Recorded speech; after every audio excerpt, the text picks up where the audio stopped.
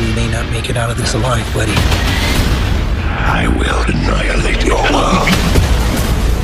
Eddie, I'm with you to the end. Prior to Venom, The Last Dance, a number of Marvel films are essential viewing because they create the groundwork for the intricate network of symbiote knowledge and multiverse connections. The much-awaited sequel to Eddie Brock and Venom's saga, Venom, The Last Dance from Sony, will see them take on their greatest threat to date, Null, the godlike creator of the symbiotes. Viewers should first watch a few Marvel films in order to properly understand the plot and the links across other universes. A series of movies centered around Spider-Man characters that largely reside outside of the MCU timeline is called Spider-Man Universe, SSU, from Sony. This universe was launched by Venom, 2018, and Venom, Let There Be Carnage, 2021. With Venom, The Last Dance, the series is anticipated to explore the multiverse connections and symbiote mythos in greater detail. Following the events of the Venom series finale will need an understanding of Eddie Brock's journey, the symbiote's past, and the growing multiverse, fourth on the list. Venomous, 2018, Eddie Brock's premiere solo film. In Venom, 2018, Tom Hardy debuted as Eddie Brock, a struggling journalist who forms a bond with the extraterrestrial symbiote known as Venom. In contrast to the comic book adaptation of Venom, which frequently presents the figure as more evil, the movie elevated Eddie and Venom to a more endearing, even heroic, team. Comprehending their dynamic is crucial to comprehending the franchise. Since by the end of the movie, their relationship has changed from mutual mistrust to an odd but effective alliance, Venom presents the idea of symbiotes as well, illustrating how many extraterrestrial species form bonds with their hosts in order to exist on Earth. By presenting the Life Foundation, a group that aims to utilize symbiotes for evil, the movie alludes to a wider world of symbiotes. Riot, a different symbiote who serves as the main enemy of the movie, was also introduced in the film. As Venom, The Last Dance delves into the beginnings of the symbiotes and their god, Null. These early teases lay the stage for the later film's more thorough examination of the symbiote mythos. Prior to starting Venom, The Last Dance, it is essential to comprehend the biology and laws of the symbiotes, including how they attach themselves to their hosts, their vulnerabilities, and how they can interact with one another. Since Null is the one who created all symbiotes, it is likely that he would control these connections. Therefore the events of the first Venom movie will be essential to the plot of the sequel. Venom, Let There Be Carnage is ranked number 3, 2021, Carnage's screen debut. Understanding Eddie and Venom's growing friendship requires seeing Venom, Let There Be Carnage, the second Venom movie. In addition to maintaining their light-hearted, romantic comedy dynamic, the movie ups the ante by presenting Cletus Kasady in his symbiote, Carnage. The final thread in Venom, The Last Dance, Null is set up by this movie, which demonstrates that symbiotes can join in many ways and that there are even more violent versions like Carnage. Venom, Let There Be Carnage's mid-credits scene is particularly important. It suggests a multiversal symbiote hive mind when Venom tells Eddie that symbiotes have collective knowledge that crosses numerous realities.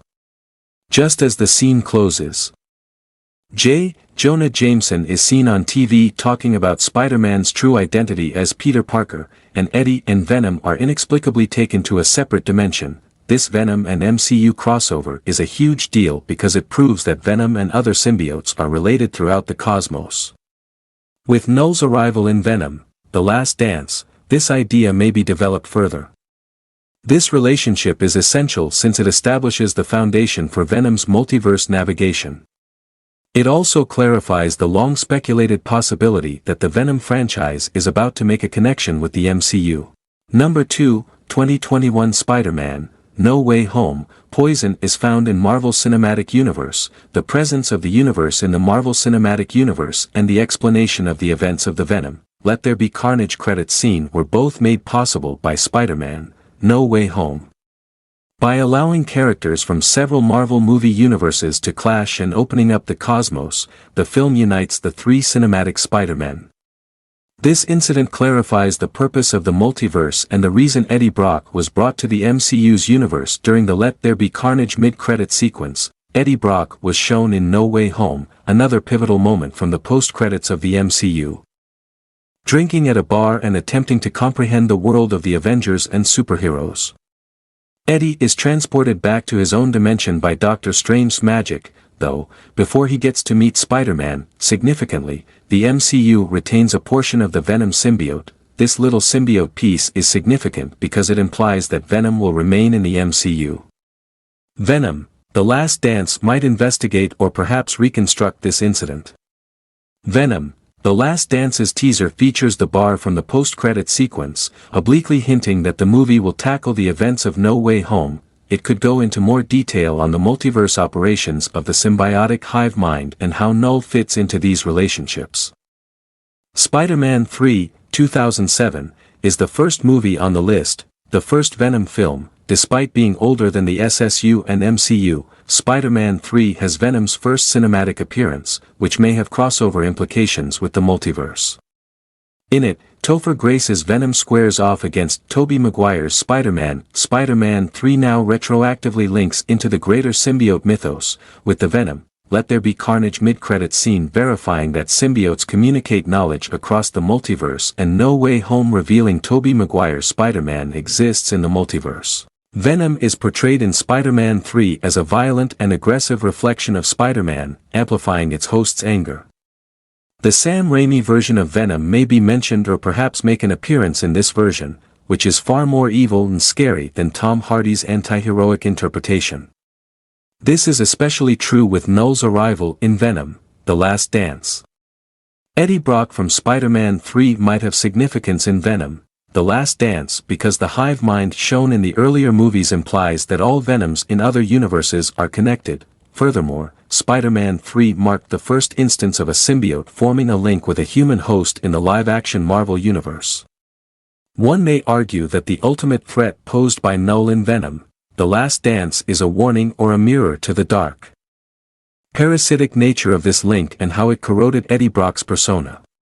Knowing the various ways that Venom has been portrayed, from Spider-Man 3 to Tom Hardy's adaptation in Venom, will help Venom, The Last Dance weave these incarnations into a plot that spans multiple universes.